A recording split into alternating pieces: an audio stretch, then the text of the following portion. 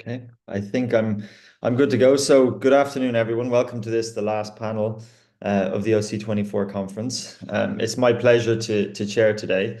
The title of the panel is Gangs Insights from India, Colombia, and Jamaica. So it's an eclectic mix with a kind of cross geographic focus, and I think is going to provide some very interesting insights. My name is John Collins. I'm Director of Academic Engagement at the Global Initiative Against Transnational Organized Crime. I'm also Editor-in-Chief of the Journal of Listed Economies and Development. And we've published, I think, work on all of these areas actually in the past. So we have a fascinating lineup of presentations today, which will be followed by a Q&A. So please do feel free to drop your questions during the discussion, but also if you feel like holding them for afterwards as well. So first up, we have Sangeeta Roy, who has a PhD from the Institute of Social Sciences in India. And her doctoral research focuses on ethno-migrant masculinities among school-going Bihari youth in Calcutta. And that gives her some critical insight on the construction of young people in crime. So I'll hand over to Sangeeta now. I think you're muted, Sangeeta.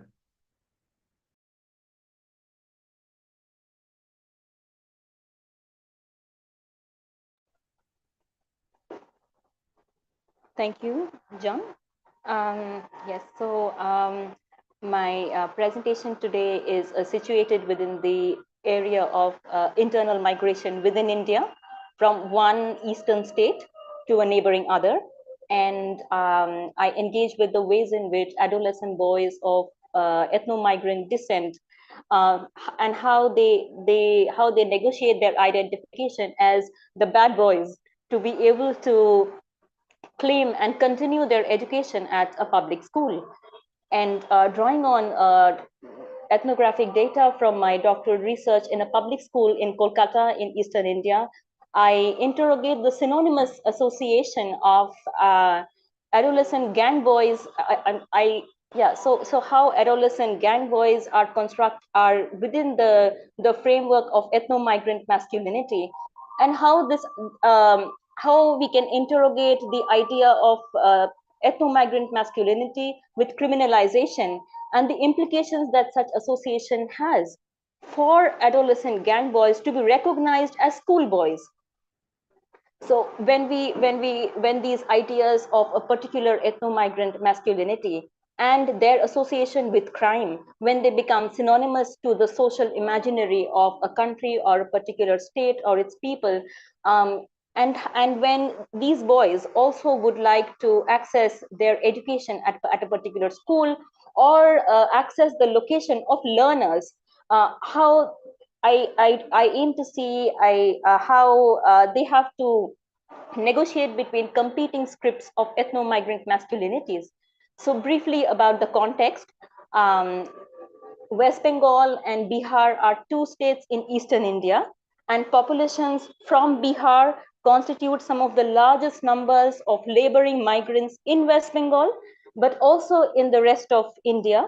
And labor migration from rural Bihar to various urban centers in India is particularly high, but also in the social imaginary of India, but also to the Bengali population of West Bengal per se. A Bihari is often connotative of a poor underclass laboring migrant as a people in crime. And this is sort of exacerbated by media images of Bihari populations in crime. And scholars argue that these representations more often occlude the socio-political circumstances and reinforce a certain biologism about a people, a people of a particular state who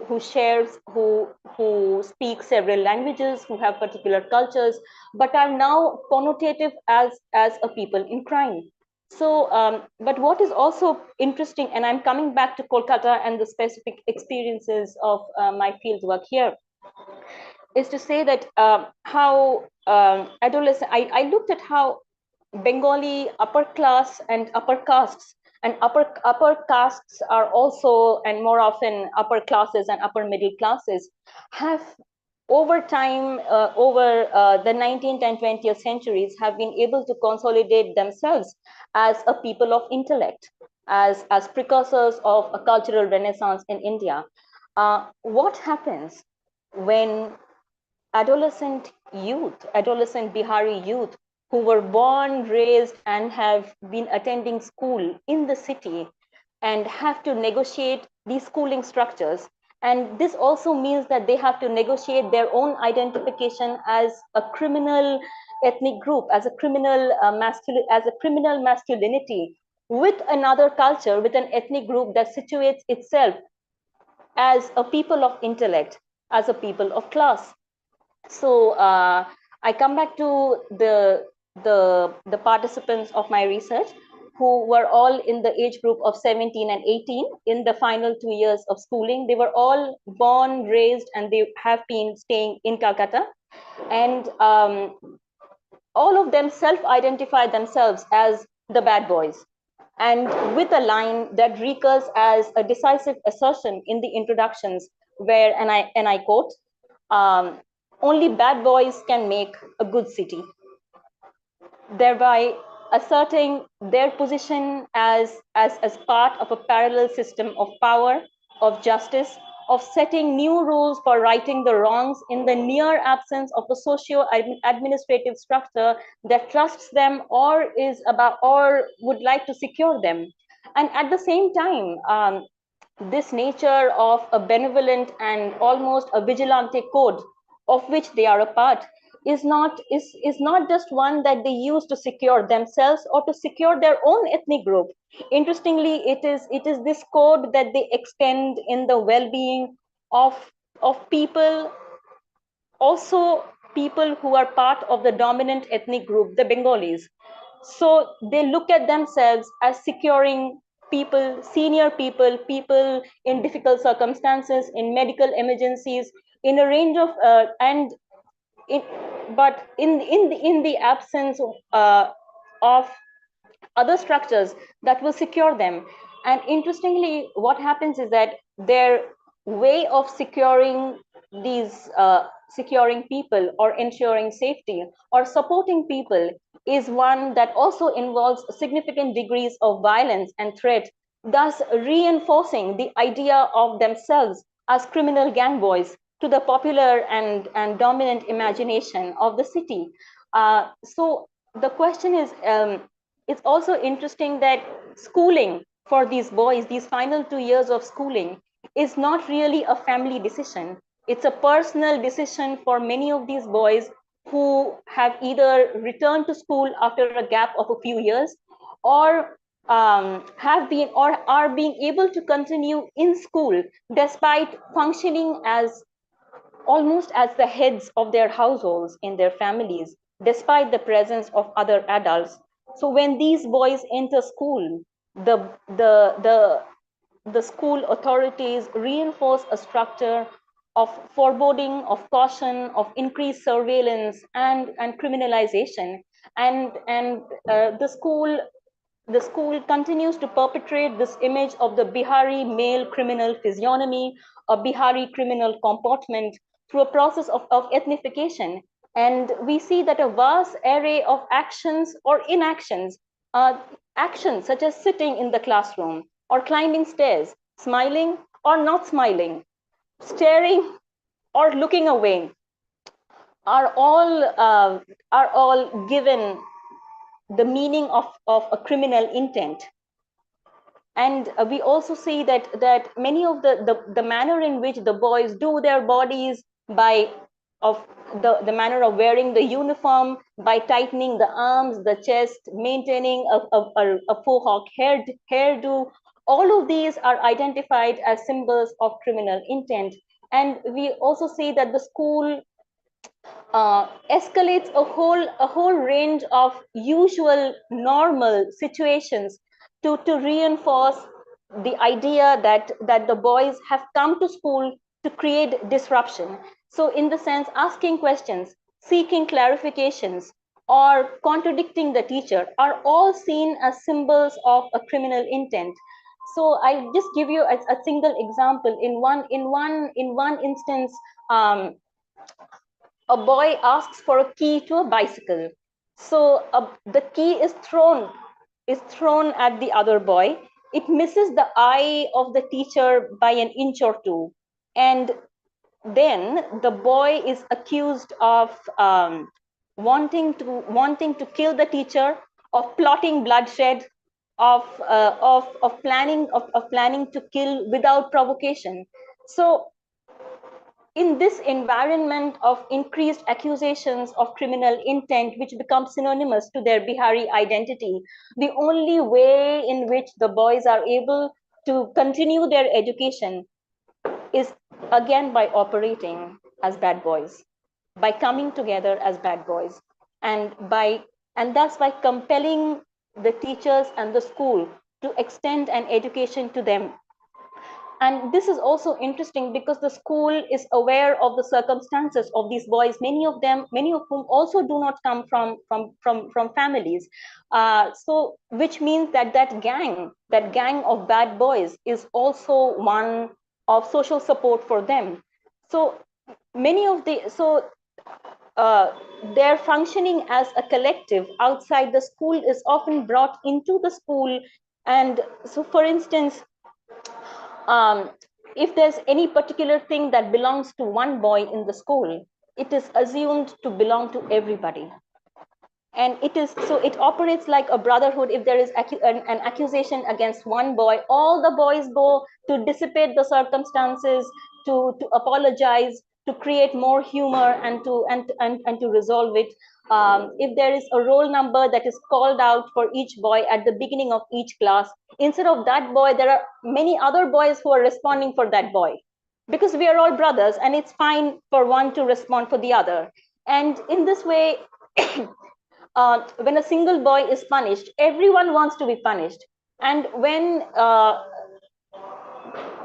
when these processes of operating together are not recognized by the school as a way to find social support, they are then these behaviors often reinforce them as a gang of bad boys who now have come into the school to defile the school.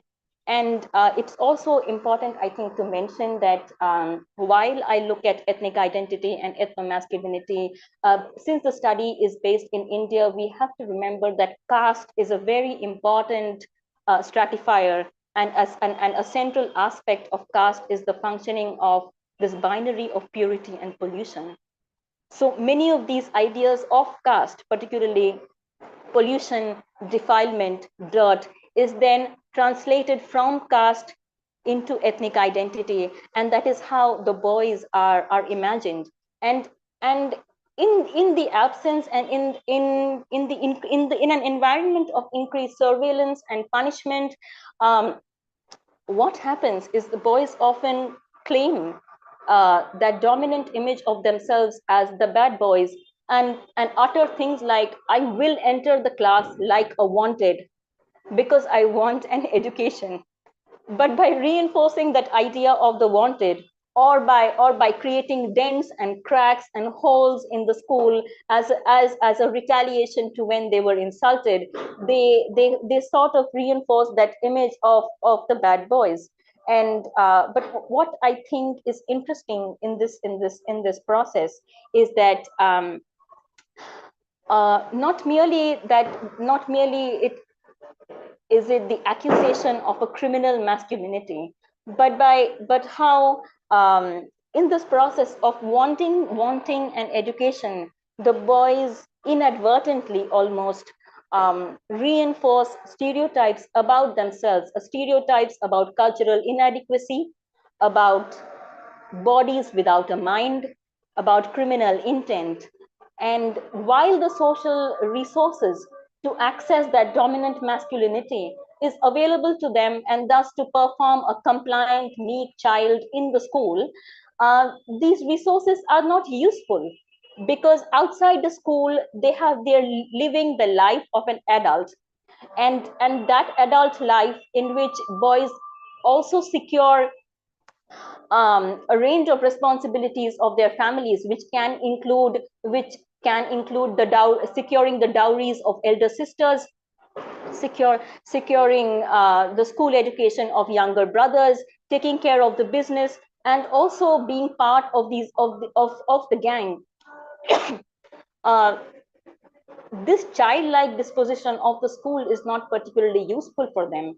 So I think what these boys essentially do is that they trouble that normative, what they call the normative, docile, individualistic idea of the good boy, and who works in self-interest and then present the alternate idea of the bad boy.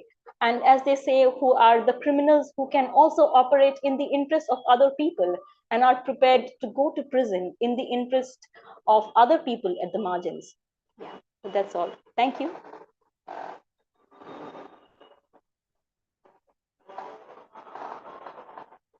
Apologies, Sangeet, I couldn't find my unmute. Thank you very much. Very interesting opening discussion. And so let's go straight into Alina next. So Alina Buddy is from the Center on Conflict Development and Peace Building at the Graduate Institute in Geneva, a great institute that GI has worked with many times in the past. She focuses on urban anthropology. She's a human practitioner and participatory filmmaker expert on youth gangs and organized crime in Latin America. And she's a PhD from Oxford. So please take it away, Alina.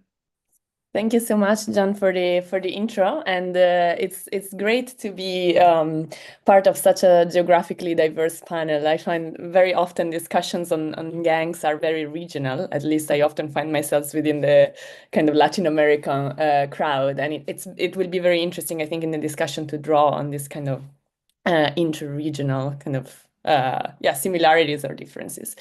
Anyway, so the talk I will share today is based on sort of a decade-long research that I started with my PhD and then continued through the years, which I conducted ethnographic research, which I conducted in and around Medellin, Colombia's second biggest city, particularly trying to understand the lived experiences and the experience of criminal involvement among adolescents that occupy the bottom level. And I will explain what I mean by this, but the kind of lower echelons of contemporary gangs in Colombia.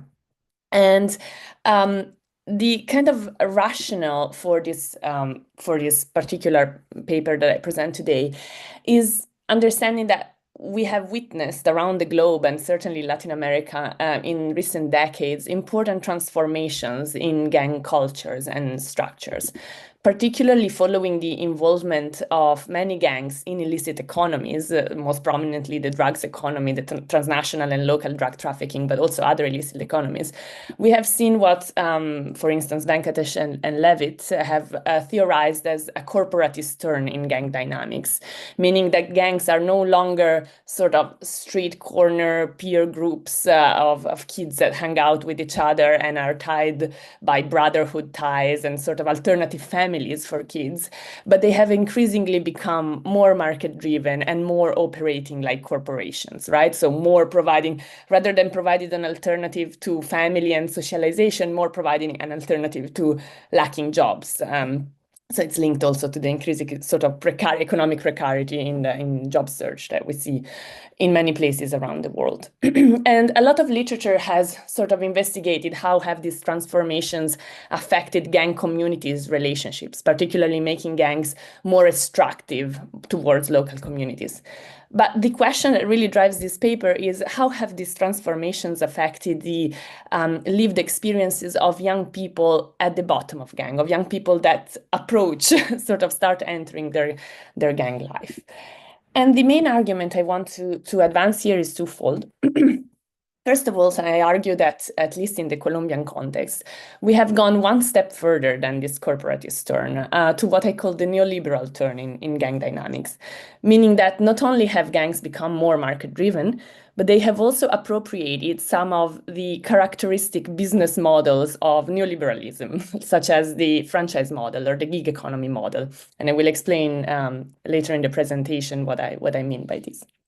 And second, I argue that this shift has resulted in the further precarization of the criminal experience for adolescents that approach gang life, in the sense that while adolescents join gang under the sort of illusion of social and economic emancipation, their involvement in contemporary gangs increasingly resembles an extremely precarious, low-paid, and high-risk job, a situation that I call augmented precarity.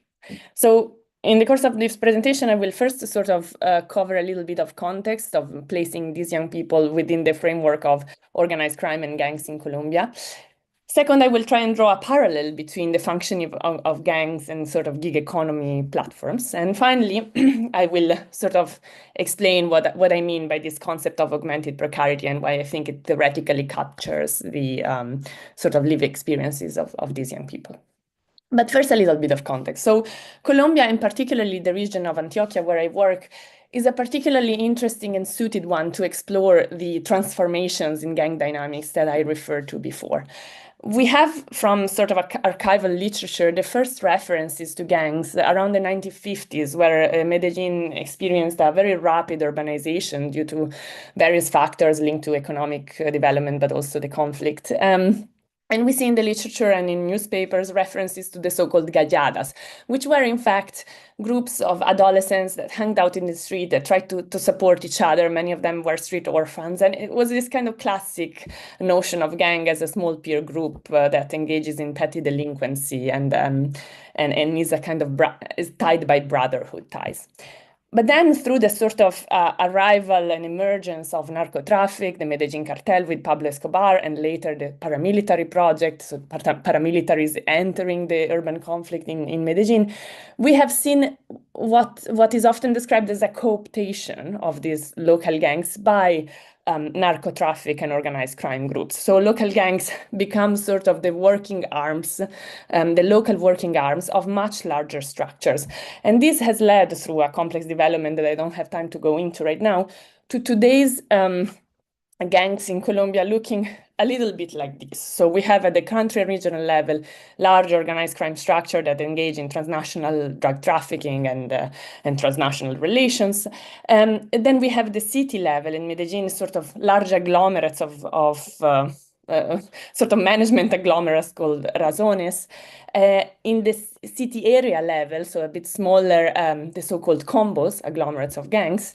And at the neighborhood level, we have these pandillas, so local youth gangs, that, however, relate to these larger organized crime structures through a sort of franchise-like model. So it means that they lend to the higher organized crime structure services, like they do the local drug dealing, they do mandated assassinations, they do tasks.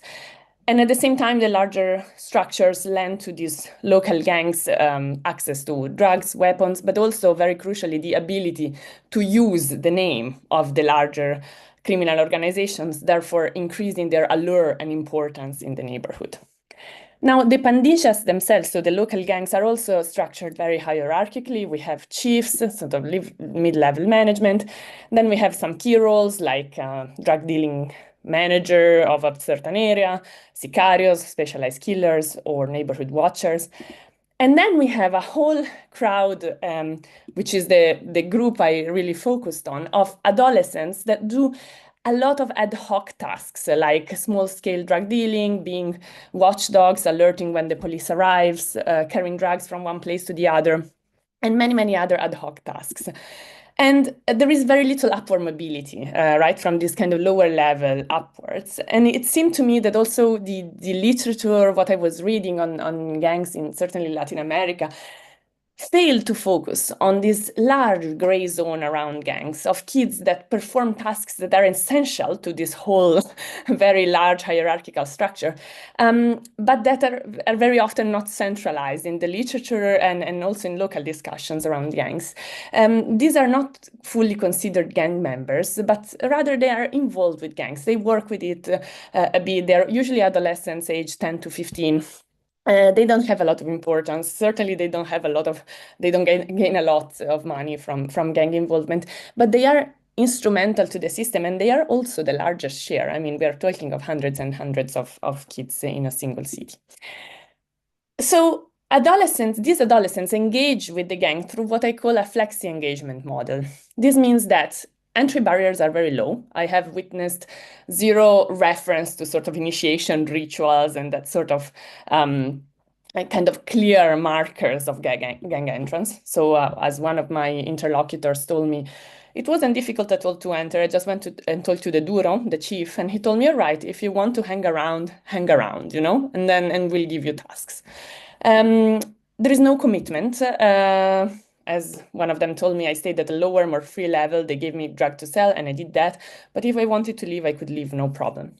And they are also at this level quite free to decide whether they want to accept a task or not. It's really a service-based kind of engagement.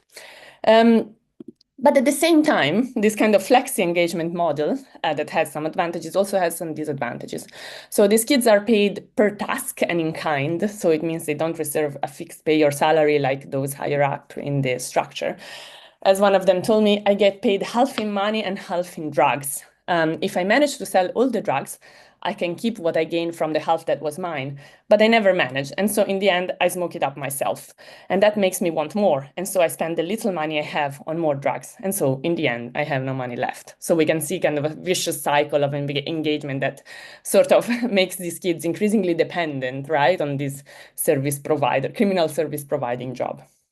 There is also individual risk bearing. So if, for example, drugs is confiscated by the police during a search, the ones to respond for this drug loss, for this merchandise loss, is not the gang, but it's the individual youth, the individual kid. As one of them told me, I still owe money to the chiefs because when the police caught me, they took the drugs away from me, and this threw me into debts. He started to develop debts with the chiefs. And yesterday, the chief told me that to pay attention because if I don't pay him back, I can lose my life. So there is an indebtment mechanism that makes these kids also economically, right, and financially dependent on these jobs. And as we saw, as this quote also demonstrates, a high expendability of these kids. They are highly replaceable. So if they make a mistake, if they become too hot, if they are in debts and don't pay back, they get displaced or killed and replaced by some other kids. They are not essential on their own, right?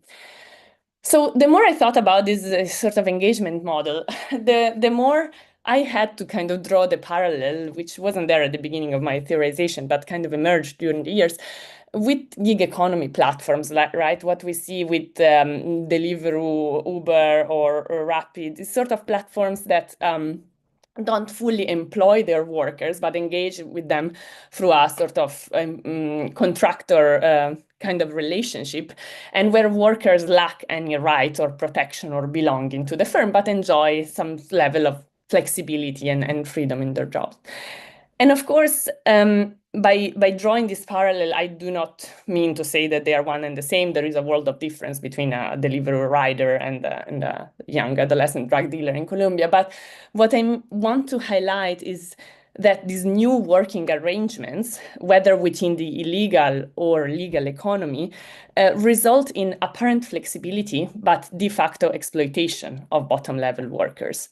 And more broadly, I think this analogy illustrates how neoliberalism, both as an economic model and as a value system, is reflected within legal but also illegal economies alike.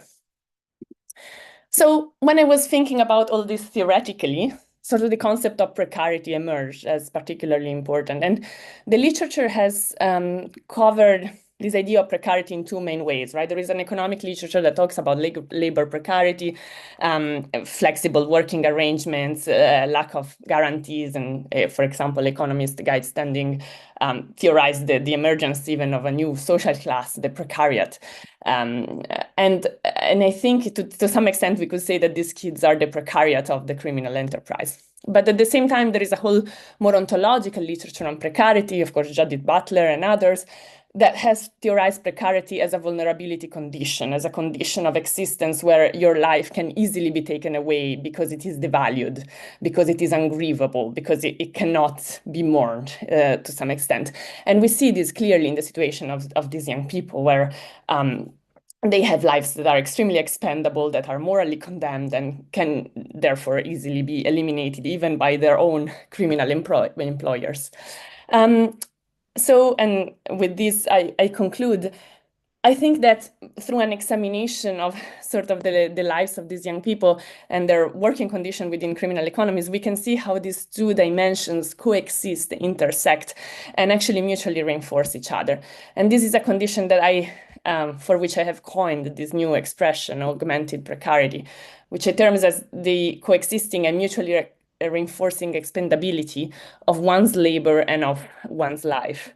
And to conclude, I would like to suggest that this notion can perhaps be productive to understand not only the lives of gang-involved youth in Colombia, but also more generally the lives of people working at the bottom of illegal economies, such as drug dealers, but also sex workers, cultivators in illegal plantations, all roles that are shadowed by heavy moral condemnation, substantial physical peril, and the lack of safeguards for both work and life.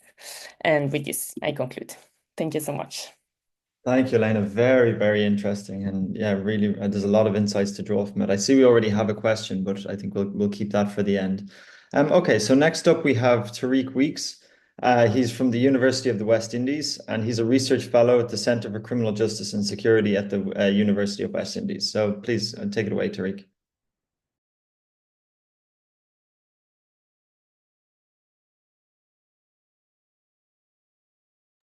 Can you hear me, Tariq? Yes, I was just trying to get my slide moving up to you. Okay, all right. I think that's there now. Yes. Oops. Let me just move something around.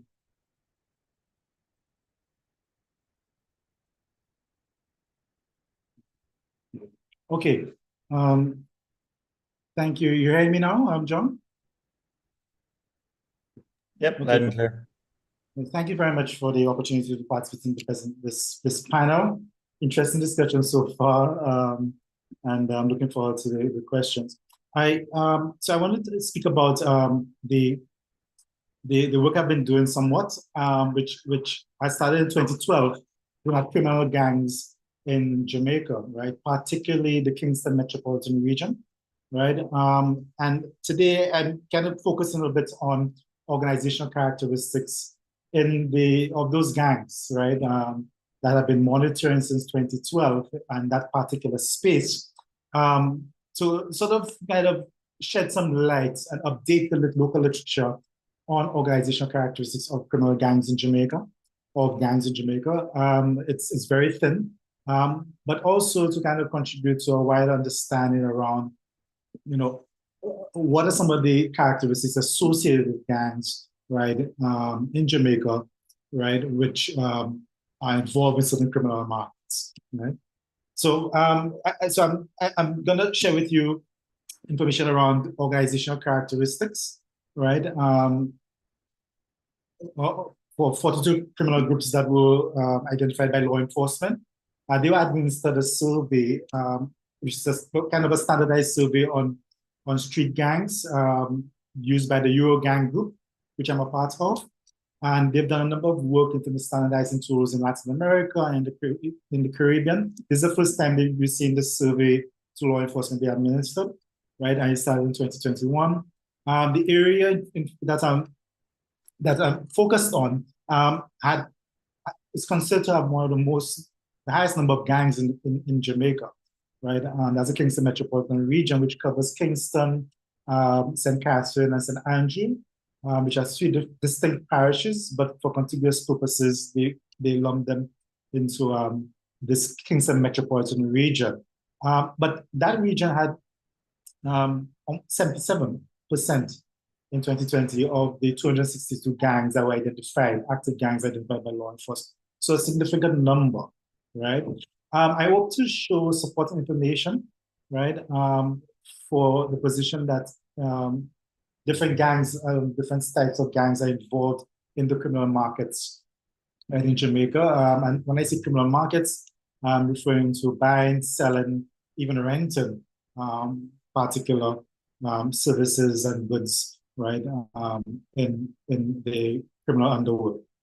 So as you know, Jamaica has had a long history with criminal markets. Exactly what I spoke about in terms of buying, selling, and renting. This is a map of from 2011. So a year earlier, before I started my gang research work, and you could see that Jamaica is part of some overlapping routes, right, which I'll show earlier. I'll show later, sorry, as well in the next slide. Overlapping routes of drugs and firearms. You can see the relationship with Haiti, right? There's been and continue to be a drugs for guns trade, right, between Jamaica and Haiti, and has even gotten further to guns for meat and guns sort of meeting different demands that Haiti has, because it has been, as you would know, a struggling country economy with lots of violence, and of course, if that collapses in certain provisions of goods and services. So, of course, criminals have found ways to maximize on that. And key, in fact, in this year, I did some work on security threat assessments for one particular country in the region. And we saw the movement of people who associated drugs and firearms now offering to smuggle or be part of the smuggling network, right, between Haiti and that country, right? So they overlap. So the next slide. Something. Okay. Yeah. So the next slide is about the illegal firearms problem. So there's a movement within the region that is sort of advocating that we've sort of spent a lot of time caught up in a drugs economy narrative and a drug shipment narrative. When really and truly it's very small organizations very small the organizations contributing to the violence problem that the region has, right? In fact, what is the biggest problem is the illegal movement of illegal firearms, right, within the region, which is having a devastating effect on our economies. Countries, especially like Jamaica, have had that for a very long time, one of the highest homicide rates in the region, above 6,400,000, and it's above first of all, it's above the global average of 6.2 and 7,400,000 identified by UNODC. It's also above regional averages of 6,400,000. So it has been there for a while, and what is sustaining it is not necessarily breakdowns in drug trafficking organizations' trust, but more so the illegal possession of and access to firearms, which are the weapons of choice in more than 50% of the homicides, right, recorded in the country. And it's a very layered motive, right? It's gangs and domestic violence and other contributors to this problem, right? So, oops. Oh, okay. Yeah, so I mentioned the narco trafficking routes, and I just want to jump into the data collection approach. So I mentioned I started this work in 2012, first as ethnographic work, trying to understand community dynamics, gang dynamics, and community dynamics at community levels, particularly what was sustaining them, why certain communities for a very long time had gang presence, whilst others did not, right? What I consider to be like old and new communities. And you see it in the literature, the North American literature around this hybrid situation, you know, and also communities that have both old and new gangs, right? But also new communities with new gangs, right, emerging, we call emerging communities, right? So there's this relationship in Jamaica that has been ongoing. So I started that, and in 2021, I implemented the Eurogang Expert Survey, right? And I found that I also had to do semi-structured interviews with that survey instrument, and that was because it did not always capture all of the requirements I wanted for understanding of the street gang situation. So in this case, for example, there are very few characteristics that organizational characteristics that it captured, and I'll talk about this later on. So what I'm presenting to you is a mixture of different techniques, right, to kind of talk about the organizational characteristics of those gangs in those spaces, right? I also use community researchers, something I kind of picked up on from my work as well, looking at voices to build safer spaces in Latin America, a study I was part of as well, in between 2018 and 2019, which covered well, Jamaica is the only English-speaking Caribbean country. All the others were Latin American countries: Colombia, Guatemala, El Salvador, Mexico, and yeah, I mentioned Guatemala already, right? Honduras as well. So we use, I carried over community researchers, the idea of co-producing that knowledge around gangs and what they're doing in particular spaces. Health sensitization meetings before the district election, particularly community researchers and members of the police, to introduce them to the survey, learn from them what might need to be changed and adapted. The survey also benefited from experts on gangs who have also used the instruments in Latin America, right? And so there are some issues as well in the region. We have a problem with data, particularly around, well, first was around trust of data recorded by the police. There are many difficult histories, I would say, that are associated with that, because the police have always been interpreted as being corrupt and may also sort of marginalize and deliberately marginalize particular groups. And that's the past, yeah? That's the kind of history that was there, but there's still been trust problems. So it's good to also kind of look at what has been coming up in the newspapers to see what they capture of particular issues around gangs, and if there's any data there that could be used. So I kind of took that approach as well.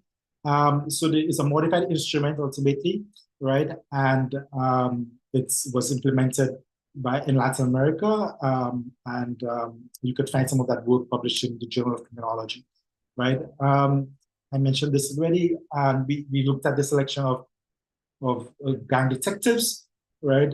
Persons who were sort of daily in the monitoring of gangs for the police, right? And they participated in those discussions.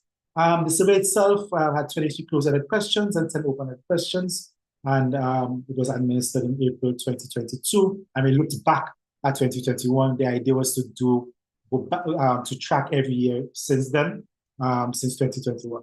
Okay, so we had consultation forums, transit walks, and memos.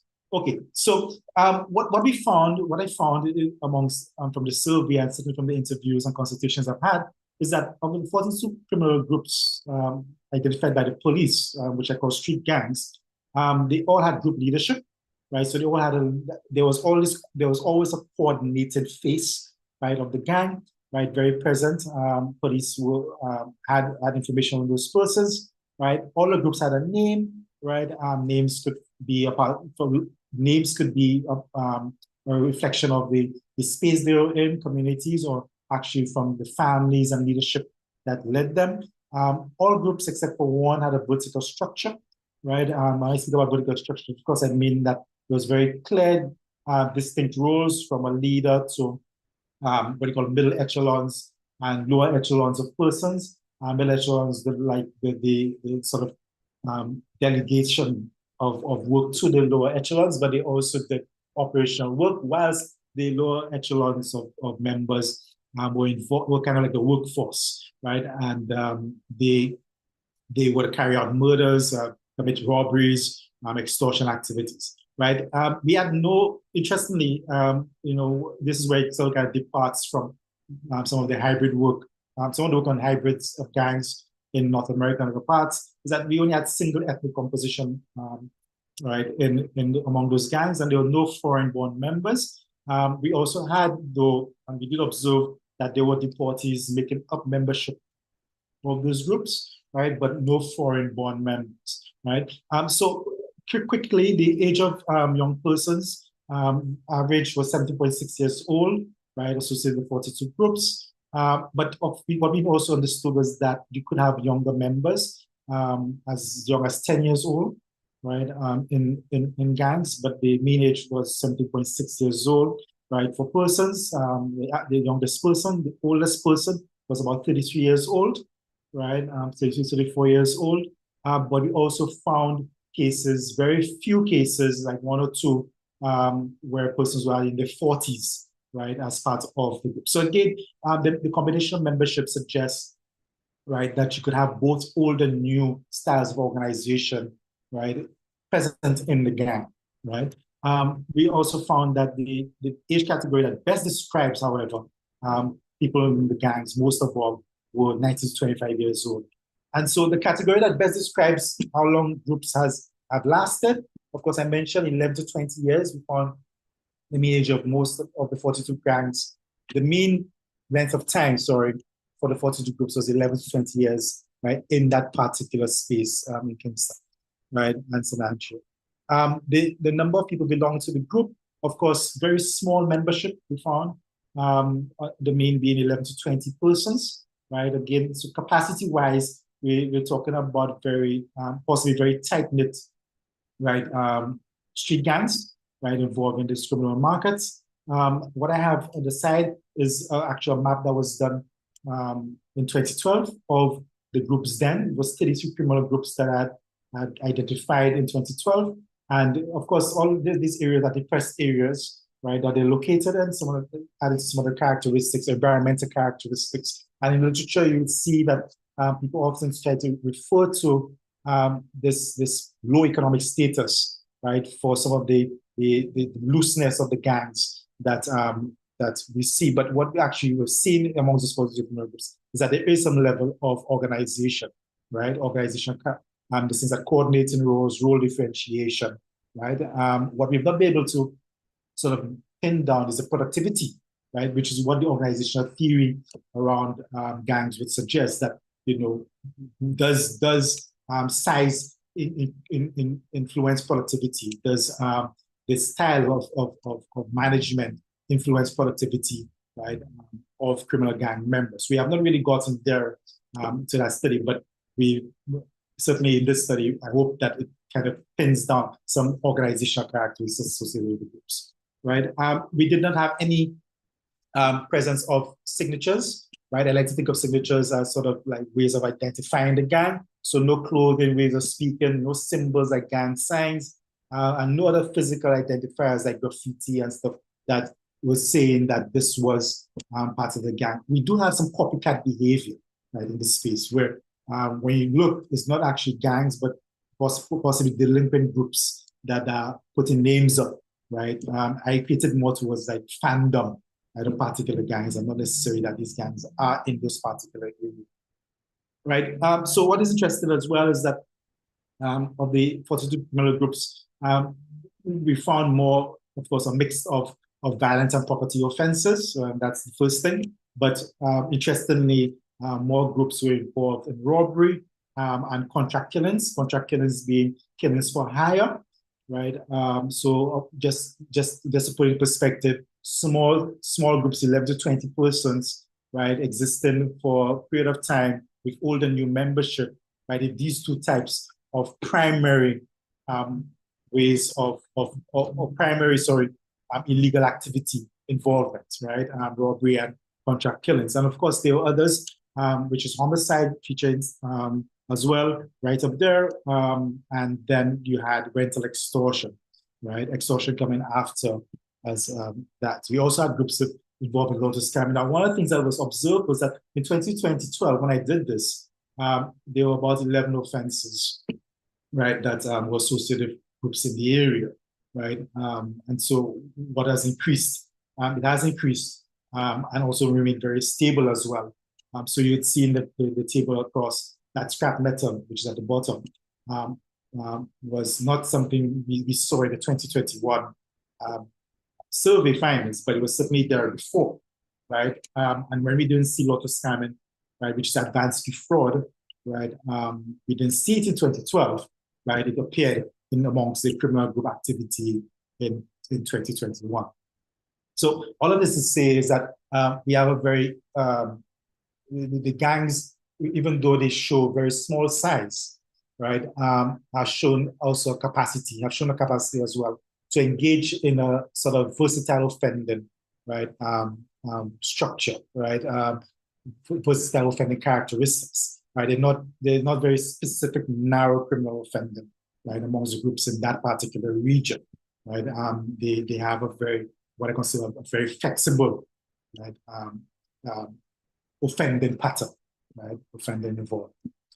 And so overall, what I also found when I looked at was the gang surveyed, sorry.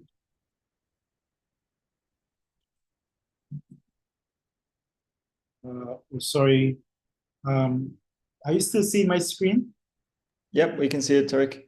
Oh, okay. Yeah. So overall, the gang survey was associated with approximately 11 illegal activities in 2021.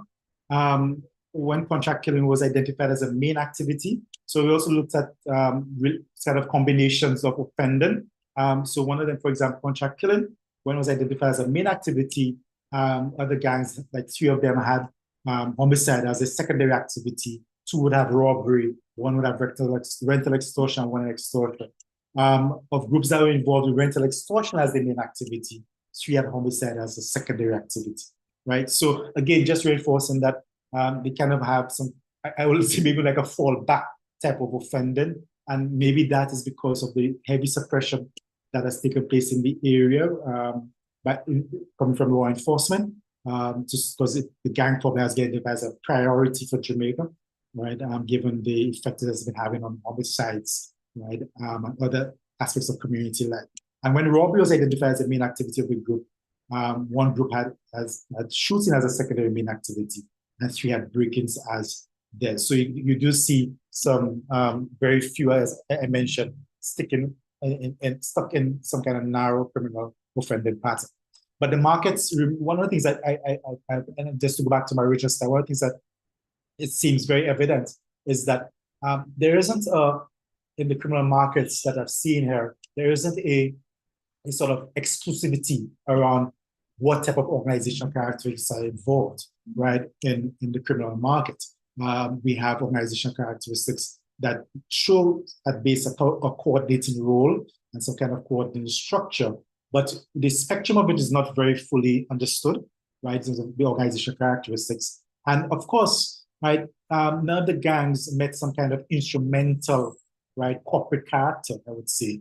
They're not focused, towards organized crime, right, or earning, right, from organized crime activity. Their participation in the criminal market and organized crime is because of a situation where they are recipients and also engaged in the trade, right, that's already taken a large trade that's already taken place across the country and in the region. But they are just distributors, right? They are also persons that have a demand for protection, right? Protection of their own services and other gangs, but they don't have, they're not focused, right, towards, right, organized crime.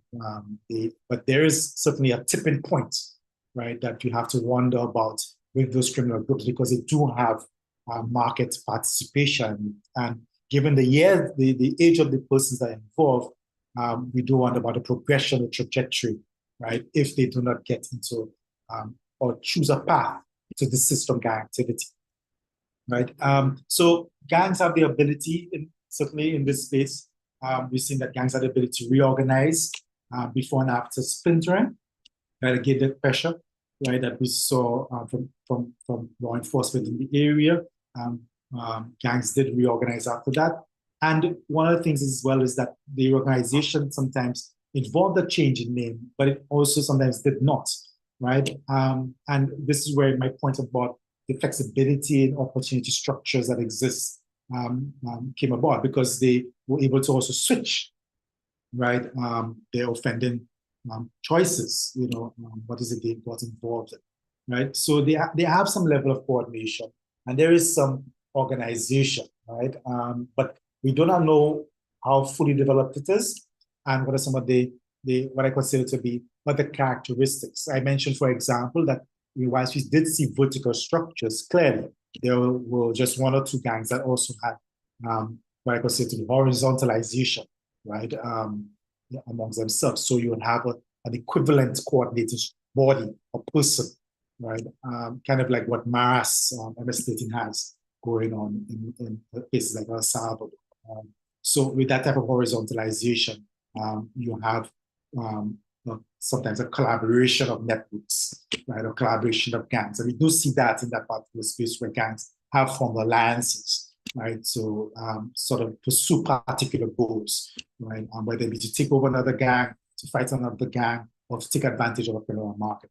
So joint and contingency theory, the gangs described can be described as flexible, and their involvement in offenses and criminal markets. Yeah, so I think that's me, right? Yeah. Thank you very much for listening. That's great, Tariq. Very, very interesting. Okay, so we have some time left. I have a couple of questions I would like to ask, but we have one already in the Q&A, and I'd encourage all of the attendees, if they have any questions, please do write them in. So first one is, I want to ask, what do each of you think are the implications of your research around the role of resilience? This is something GI obviously works on a lot, around community resilience, in preventing gang entrance.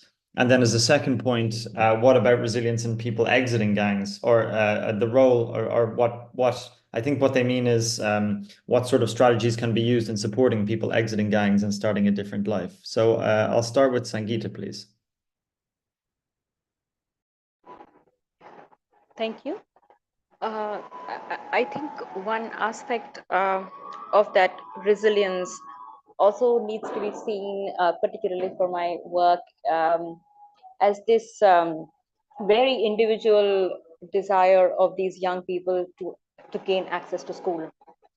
And one way for them to maybe find a way away from this gang is to gain that education and then to move on with other better opportunities.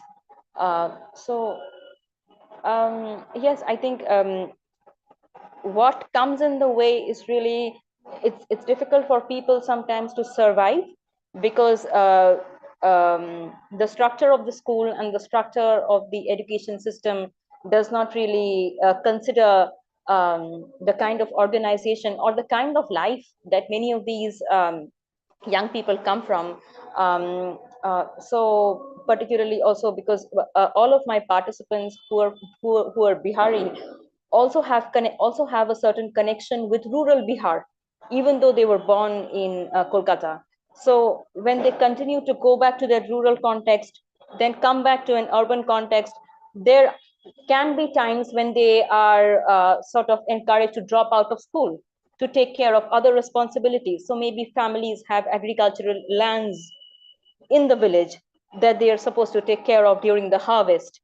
So many of these, travels that take place during a school year can impede that part. But one way of wanting an exit out of a gang and is probably the strength of the school and and there is immense possibility within the school, but that can only happen when the school sort of recognizes their context and their willingness to continue a school education.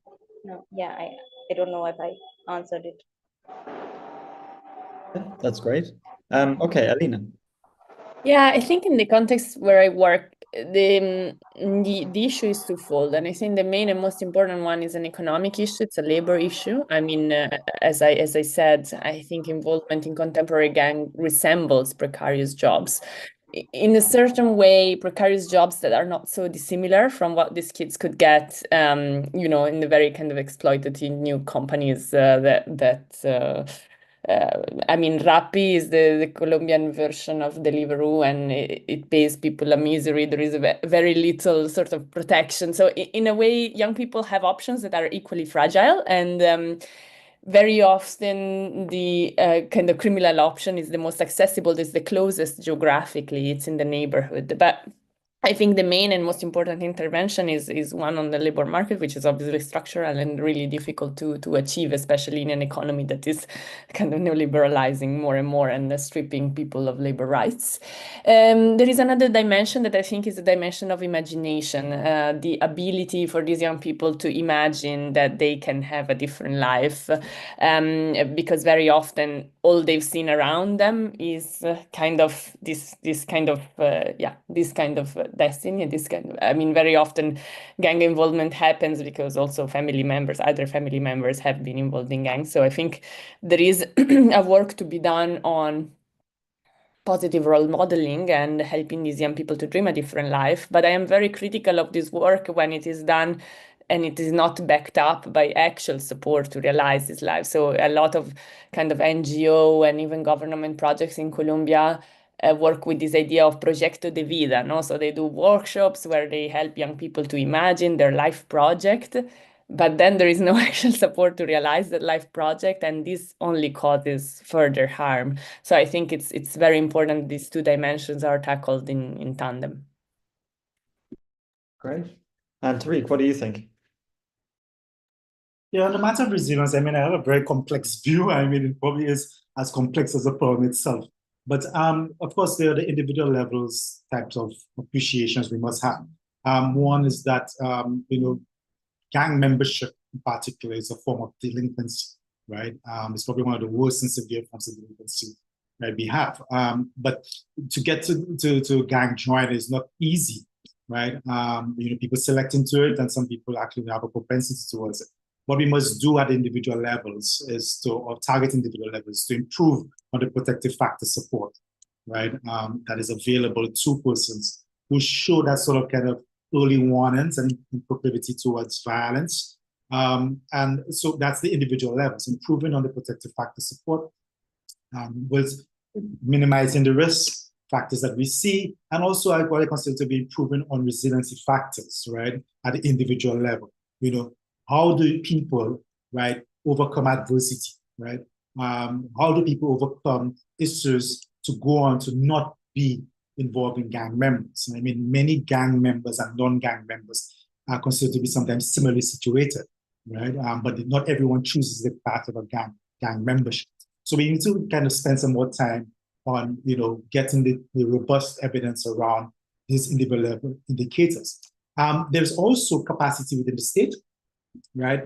Of course, Jamaica has been, through UNODC's work, been kind of developing a counter-organized crime strategy, right? There's also anti-gang legislation, right? But there's still some work to go in terms of interventions and scaling, right? One of them is, for example, is that, and we mentioned, I mean, gang members usually require, and I think this is what the precariousness that and I was speaking about kind of touches, is that gang members usually have to be rewired. Yeah, they're accustomed to early easy rewards, not working, gang taking care of them. So there is a need to sort of look at those psychosocial therapies that we see advance in other spaces. So the cognitive behavior therapy. I was actually listening to something 2 weeks ago from University of Chicago, the crime prevention lab. And, these guys talk about control, Alt, delete, right? Instead of saying this behavior change, but something that kind of helps them get over the past and move on, but also rewind their thinking. So we need to look at scaling up those types of interventions. And of course, tackling at the national level those issues around making the state less susceptible to corruption, strengthening integrity checkpoints, making sure vetting procedures are optimal, right, for those who are involved or are vulnerable to organized crime penetration. Right, so these are my thoughts, really. I say it's complex, right? We got a resiliency model that should be adopted. Great. I don't see any questions at the moment, but again, I would encourage attendees, if you have any pressing questions. What I would like to ask as well is, you're all a little bit different methodological approaches, but not that different. Could you maybe comment a little bit on your methodologies, but also some of the challenges you face in conducting this kind of work?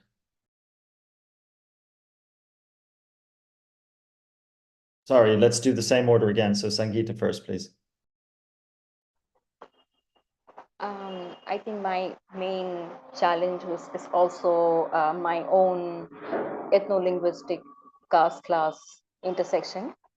I represent the same group, the Bengalis. That is the dominant ethnic group of the city, the school, and that has a history of perpetrating and violence and constructing the Biharis as a criminal people. So it's also important, I think, to note that during a pilot study, I didn't really know that the boys were organized also as a gang.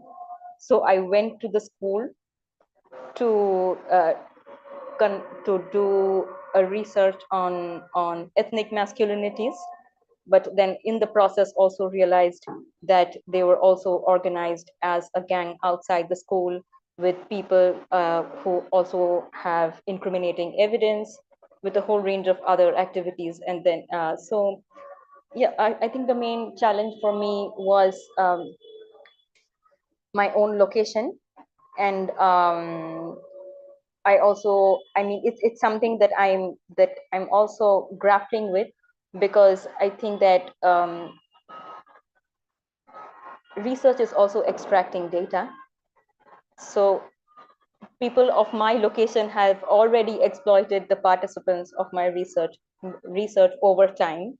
And I'm also aware that the processes of interviews and focus group conversations, and also the trust that is built over a period of time, because of which I now have access to a significant degree of information that I don't know whether I should have had or not. And the other thing about Indian public space, and I think also South Asian public space, is that people are not addressed by their names. So people also in the public space whom we don't know become the elder sister, the uncle, the aunt, the grandfather. So then in the school, I was addressed as this elder sister. So and over a period of time, I became that sister, the big sister who was the confidant, who could be told everything. But at the same time, it's also true that all this this trust that has been offered to me is in effect also my data. So these are also very important ethical questions that remain at the core of my work. And there are no easy answers, because as researchers of a dominant ethnic group, there is a sense of, I won't say a sense, there is a very explicit epistemic impunity when we are at the field. We are not questioned about our location and our legitimacy to access that data. So yes, I think these are at the core of my work. And yes, thank you.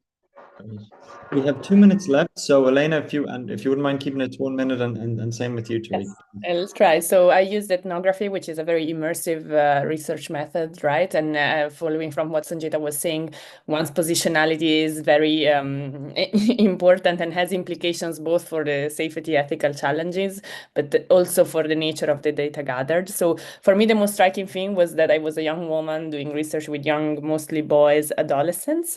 This is quite uncommon in gang research. And I think although it did sort of present certain challenges in sort of navigating gender relationships and avoiding creating excessive sort of ethnographic intimacy, right, that could lead to misinterpretation. So this was a part of the problem. But I think it also helps to provide a different read of gang experiences. I think a lot of male-conducted gang ethnography emphasizes bravado narratives that are strong and kind of brotherhood-like. And this is not false, but it's one part of the story. I think the adolescents with whom I interacted, similarly to Sanjita, tended to see me as an older sister and with time as a confidant. And that allowed for the expression of more vulnerable and self-doubting narratives that emphasize the really precarious situation in which they find themselves. And I think this is an important counter narrative to a lot of the gangs research that we read out there. Great. And Tariq?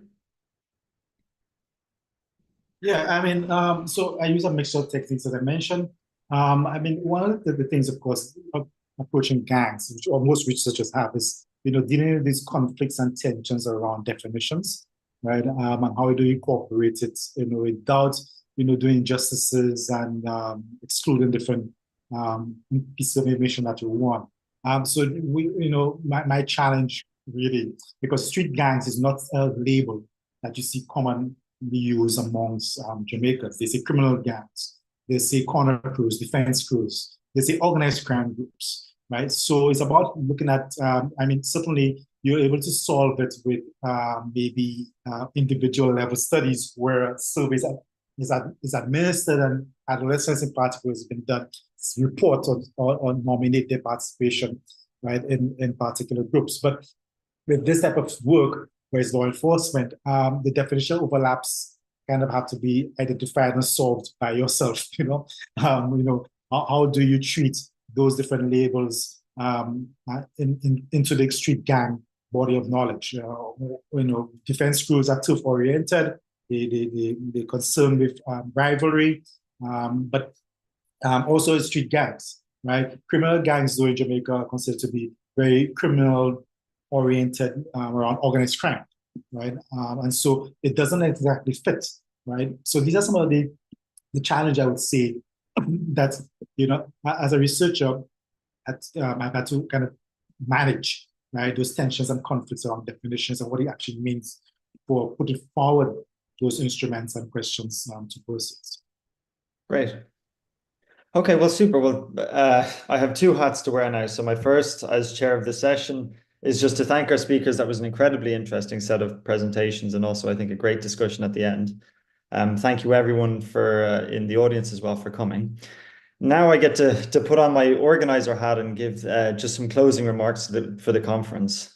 So firstly, just to say thank you, everyone, for being part of the 5th edition of the 24-hour organized crime conference on global organized crime. As we wrap up this incredible 24-hour journey, I'd just like to take a moment to reflect on what we've accomplished together. So this year's conference was built on a simple yet ambitious idea. Can we host a truly global event with participants from 6 continents and more than 40 countries in just one day? And the answer we have is, as we have seen, is a resounding yes. Over the course of 24 hours, we've had 3,000 participants joining us from around the world, with an average audience of 40 participants per session. Together, we hosted 320 speakers from diverse backgrounds, from academia to civil society, early career scholars to experienced professionals, and all with an equal voice. So we took an important step in promoting gender balance and expanding our perspectives with discussions from different regions and fields. Our commitment to innovation continued this year with new formats like documentary screenings and book presentations that inspired meaningful exchanges and new ideas.